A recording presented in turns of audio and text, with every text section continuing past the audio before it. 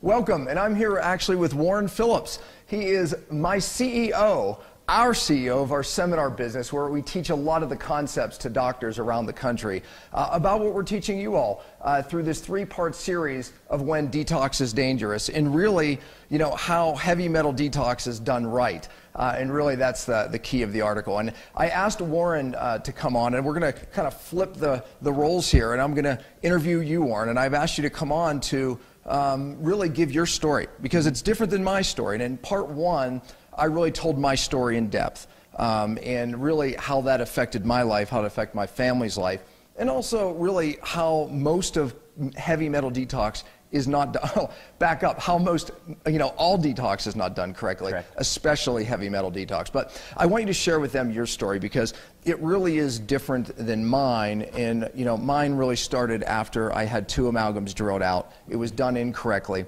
and then my world started spiraling down. So people really make a lot of mistakes removing amalgam fillings. Mm-hmm. People make a lot of mistakes that they don't chelate after they get amalgam fillings removed, and we talk about that in the series. You know, that 4 days after the last one comes out, it's very important to start chelation. And then a big mistake many people make is they start chelation, true heavy metal chelation, with even 1 filling in, they get very sick. But your story's different, because you have a background. Well, let's tell them about your background first, and because that really kind of sets up how you ended up getting very sick. Yeah, I'm going to do that, and you know, really the point of why you asked me to do this, and I thought this was a great idea, is you said, Warren, come from your heart. There's a lot of people that were sick and suffering like you that didn't have the opportunity to get well, and I'm so blessed just to get my life back, and I'll tell you how that process happened. First, how did I get sick? You know, for many chiropractors out there, you know, it really did start with a major whiplash accident. I had some stress going on at work, so a couple major stressors, and I was also cleaning up. I have a master's degree in toxicology and chemistry, and I was cleaning up a lot of hazardous waste. So you can imagine I was breathing in a lot of gasoline fumes. I was doing heavy metal cleanup in abandoned mines all over Montana and Utah. You always described it, you know. Got really sick with those things. Yeah, absolutely. You know, one of the things I always talk about, it's the perfect storm. It's never just one stressor, right? When people that, you know, I end up seeing that are very challenged and sick, I always get the story of they had this stressor, maybe it's a chemical stressor, an emotional stressor, and in your case, there was a physical component. Yeah, the perfect storm, 3 stressors coming together, and now all of a sudden, the bottom falls out. That happened to me, that happened to you.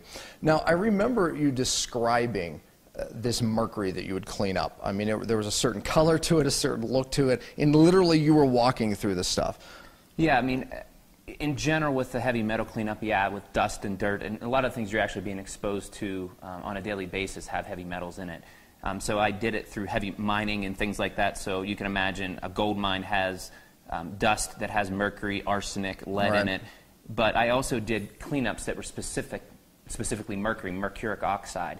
And that was actually the event, the cleanup, the toxic cleanup, while I got the trauma to my neck. So the 2 things, plus, you know, my job being highly stressful, working, you know, 14 days straight. So the important point here I want to make, Dr. Pompa, is that if you have amalgam fillings in and say, oh, I'm fine, well, it's fine until something happens in your life, like a loved one dies. So if you're if you're out there and you have mercury amalgam fillings, you know, again, read the articles, because detox can be dangerous.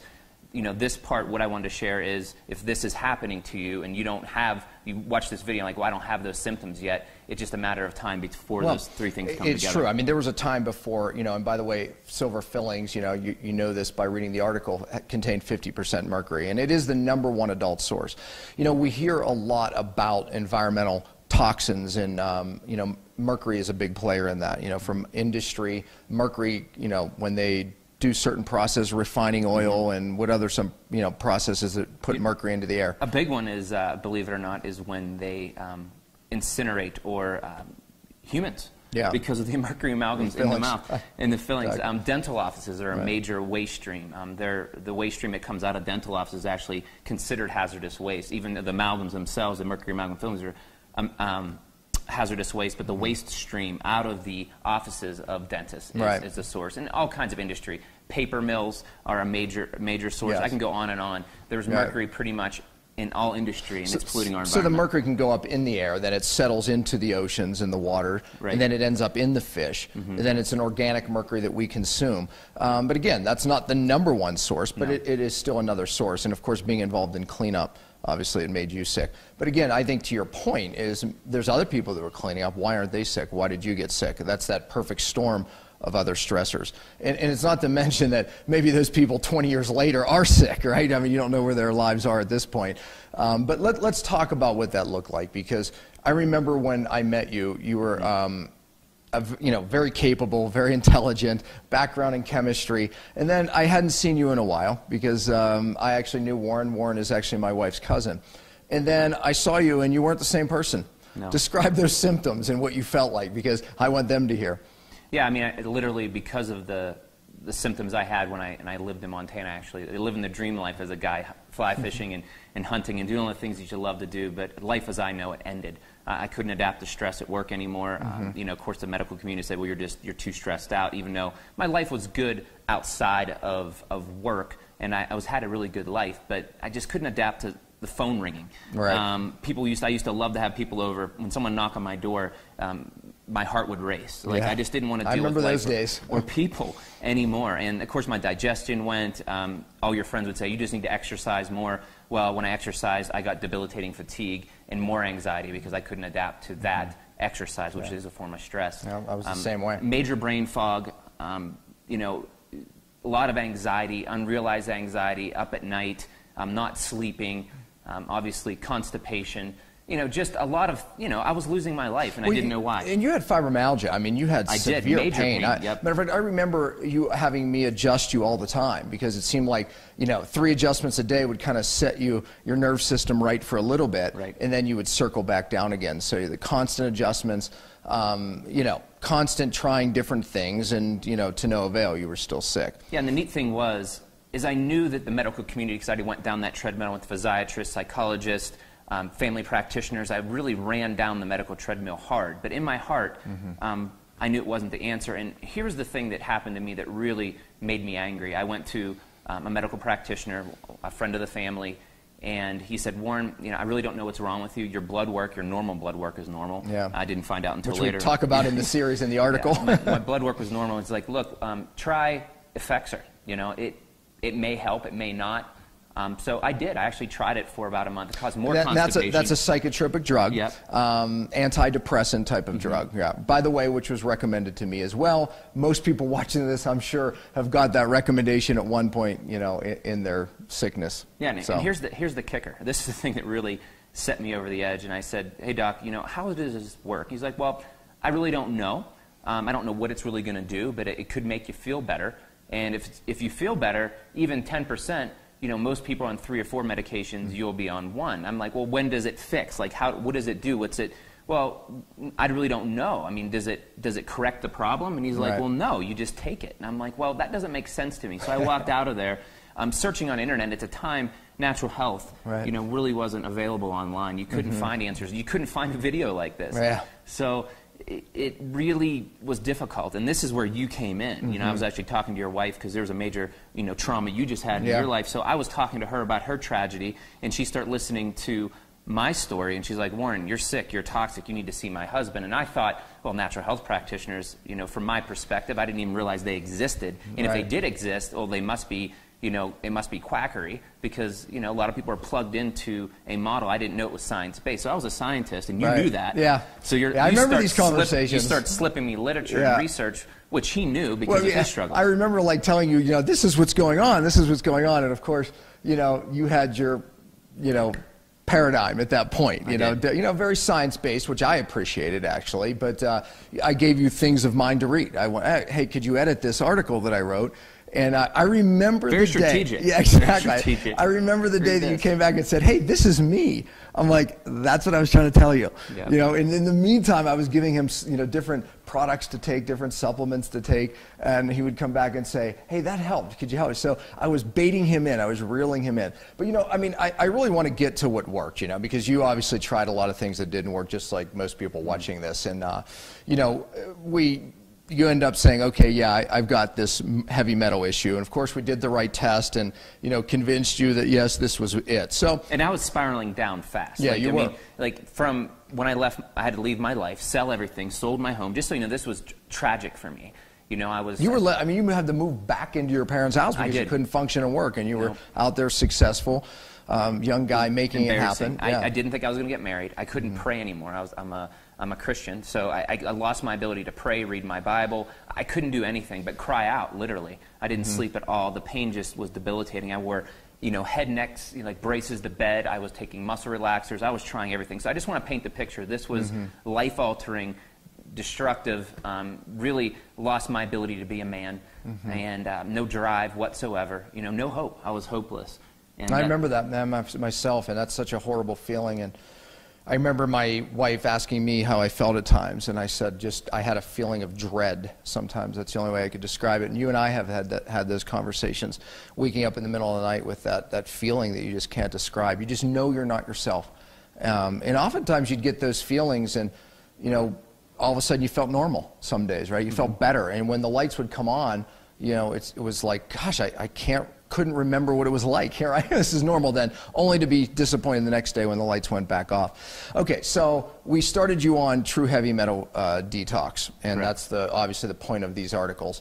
How was that? I mean, how did it start? I mean, you know, you started off, I mean, maybe it was, I think for you it was kind of rough in the beginning, perhaps. I don't know. Yeah, for me, it was like a light opening, but for you, it was a little slower start. Yeah, it was a little slower start. You know, we first, you know, we traveled all over the country, literally.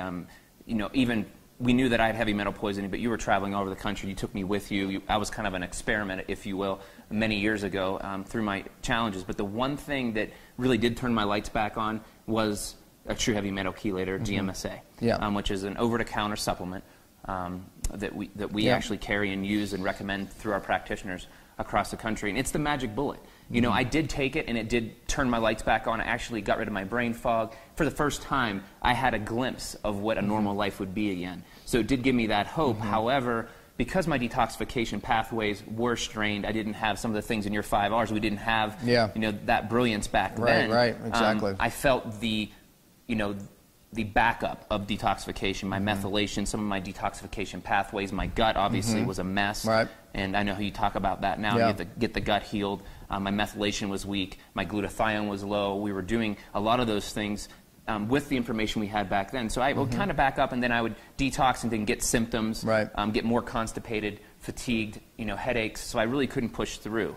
So for me, not knowing what we know now, it took me a while to be able to even handle. Yeah, we've come cycles. a long way. I mean, we've obviously, you know, with the cellular healing and, you know, really improving a lot of the cellular detox pathways, and, you know, we have much better systems now. But you're still here and you're still well.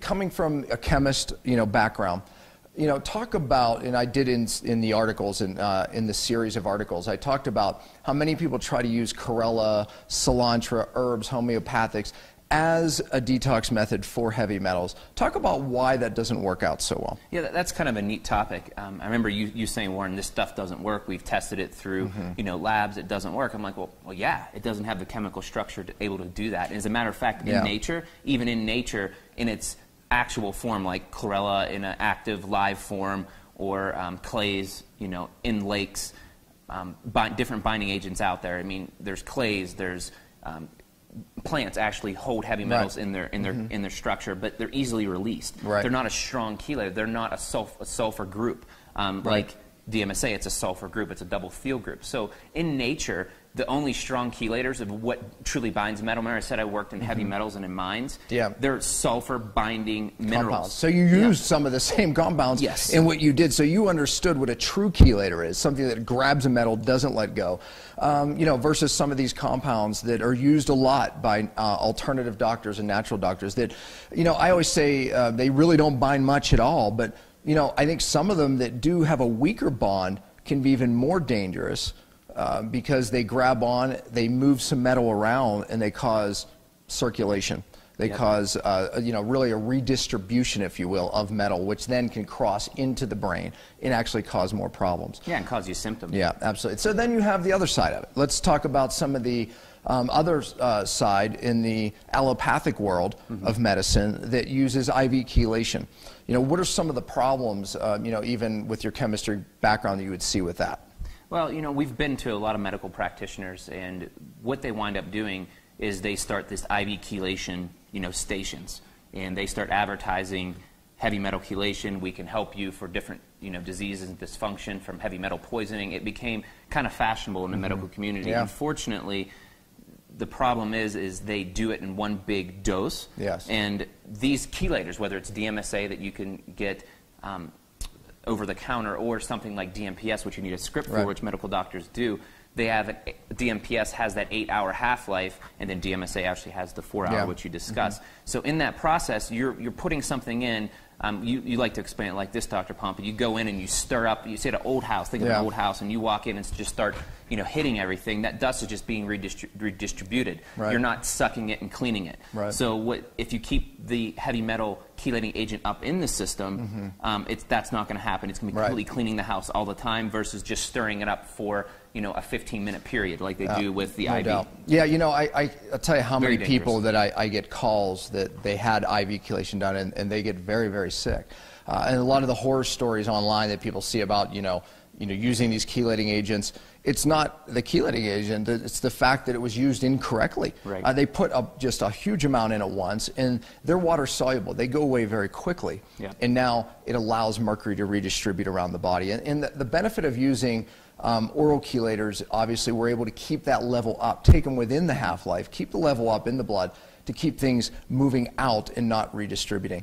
And then staying on it long enough so when you do stop, you don't get the large redistribution. You know, one of the things, you know, again, two different sources. You know, yours more environmental, although you did have some amalgam, one amalgam filling, right? So one point that we couldn't start the true chelation until that filling came out, even though it wasn't the very thing that made you sick, although you did bioaccumulate some mercury from that filling. But my mom had like 14 amalgam fillings. Key point, because typically that is... And I was a sick kid, too. Yeah, so, I mean, no doubt about it. Well, you know, one of the Duresh studies shows the number of silver fillings that mom has in her mouth is proportional to how much mercury, brain mercury, we find in the baby. So that is exactly where your first exposure was. Then obviously getting a silver filling in didn't help. Of course, other exposures of heavy metals, possibly lead. We grew up in the lead generation, of course. And then obviously the environmental exposure with the stressors, you know, bottom fell out. Typical story I hear all the time. But now let's fast forward. You know, they have an idea that it has to be done right. You have to use these agents correctly. When you don't, that's the issue. I'm going to make one more point there. Yeah, no problem. Well, you know, one thing that needs to be said on this video and communicated to someone watching this is DMSA, you see the bad press on DMSA on different blogs, and people really don't know what they're doing. That's why detox can be dangerous. When done right, DMSA transforms more lives. You tell me this, and this has to be the point. Look in my eyes, guys. It will transform your life if done correctly through a practitioner who knows what they're doing, a health center of the future doctor, or someone who knows the correct protocols, from the amalgam removal process to, you know, strengthen the pathways in your body, which I didn't really do when I first started like I should have, and made some of those mistakes. Those mistakes, you know, there's never a mistake, guys. Mistakes only lead to a larger learning or something that'll make a difference. We've struggled and suffered through these protocols. That's and why we're here. Through these protocols, we've really, truly perfected them. And one of the things that, you know, God really gave us our life back, and it was through true heavy metal detoxification and using these true chelators and doing it right. So, you know, ignore what the other things you're seeing out there. It's not even the truth. And it's not just that. You have to use a true chelator, which has a double Theo group. You have to use it within its half-life, but then it's about the cellular pathways as well. I mean, if you're just doing that without supporting the cell, without supporting the downstream detox pathways, without supporting the GI, you know, that's obviously something we've perfected over the years. We're training doctors now around the country in these protocols. Your story is why you're here. You know, my story is why I'm here. We got sick for it. Now we're passionately serving this mission to bring this message to more and more people, obviously, and train more doctors around the country. You know, I remember when I realized at one point, you know, God put on my heart that by myself, even with your help, we're not going to affect the world unless we duplicate, what God has done through our stories. That's why we're here. And that's really why I wanted to bring you on, because they needed to hear. You're a CEO of this very seminars that we're training doctors in these protocols. Dysfunctional to highly functional. Yeah. So those watching it, I mean, we have doctors trained around the country, obviously, for this very purpose, because there's a lot of pitfalls, that people make in the removal of silver fillings, trying to use a true chelator with mercury in their mouth. And then, again, just getting their fillings out and never doing it, never chelating is another big mistake. And then another big mistake is not removing it from the brain, which is another protocol that we start to bring in some fat-soluble chelators to bring the mercury out of the brain. And really, that's what changed our life, isn't it? That is. Yeah, it's the brain mercury that's the key. Clearing the body's easy. Typically, you can do it in 3 months, right? Make a test look better. Hey, you're better. Well, no, you're not. Because you have the inorganic mercury that's still in the brain that's really affecting the endocrine system, the thyroid, the adrenals, and really almost every hormone. Because what studies show is that mercury gets in the hypothalamus pituitary, which is, by the way, the very system, the control tower of your endocrine system, your hormone system. And that's what led to our sleepless nights. Right. That's what led to all the anxiety. Right, yeah, we can laugh about it now, but it ruined our life. So here we are, fast forward. Obviously, you're well enough to run the CEO of Health Centers of the Future, training doctors. So how long did it take you? Because one of the things I point out in the article, another pitfall is, you're 3 months later, you're done and ready. What's the reality as far as the chemistry on that? And another huge point that we need to make and communicate clearly is that someone says, I'm going to chelate you, a medical doctor, he could be doing it right, he may not be doing it right, and he might just run a test on you pre and a post and say, we got you clean, you're well. And your symptoms are still there, you're still sick, heavy metals wasn't the problem. Heavy metal chelation, doing it right, takes years. It does. And if someone says, I'm going to get you, you're heavy metal poisoned, here's 2 months of Metal X or whatever brand of chelator they're doing, whether it's DMSA or whether it's just some chlorella binding agent, they're full of it. They really are. And I can say that from the bottom of my heart because I see so many people suffer. And it makes me so irritated that they just don't speak the truth and read and watch videos like this. It takes you guys need truth. Nobody wants to hear that it's going to take 2 to 4 years to get mercury out of your brain, but that's the reality. There's no shortcut, is there? But how about, this is another frustrating thing, is they go to their alternative practitioner and they give them XYZ product. Right. They're on it for a month, maybe 2, maybe 3. Then they muscle test them and say you're clear. What is the reality of that? Well, and in practical wisdom, with all the doctors we work with and their patients, it never works. Yeah, I mean, not that we have anything against this or that, but the fact is heavy metal, these things bind in the brain. If it came out in the matter of months, you would literally be dead because you could not handle it. It comes out slow. It's like peeling an onion back. One of the things that we tell our doctors all the time is you have to, number one, you have to tell your patient, right up front, the expectation. Be honest with them. Yeah, absolutely. Here's how long it's going to take. Set the expectation correctly. And I believe when you do that from the beginning, then you set up something that truly is going to change their life. Because we know that it takes time for this stuff to come out. Doing the right protocol long enough. When I get emails from doctors always saying, Mary is having a problem, da-da-da. Do the right thing long enough. Stay the course. People switch gears too much. But anyways, I really want, we have to wrap it up. I feel like we could just continue to have this conversation forever because we're so passionate about the subject because it changed your life and it changed mine. It's the one. And our families as well. But I think the takeaway is that so many people out there are suffering with this, and I hope they heard something, got something out of this that is going to put them on the right course. So please read the whole series. This is a 3-part series, really trying to bring you as much of this information as we can. But caution, we're training doctors around the country for a reason, because this is something that you need some help with. There's something that you need coached in this, even from the amalgam removal all the way through the process. So we want to bring people the information, but we also want to do it, with the coaching and the proper supervision. That's why we're teaching seminars. Right. But look, stay tuned. We're going to continue to bring information like this. But the bottom line is this, and I want to end with this. If you're suffering, our purpose came out of our pain, and something that my wife says in her blog is from pain to purpose. And I know this. Just like in our story, we have a greater purpose and a mission that drives us. Likewise for you. You know, I believe in my heart of hearts that if you're here watching this, God put you here for a reason, and there will be a greater purpose. He will use your pain for a purpose to change life, just like he did us. And I always like to encourage people with that, because I know that we would never be here without going through our story. So if you're going through yours, I'm glad you found the video, but I'm sure God is going to work it for good. So thank you. Absolutely, guys. Take care.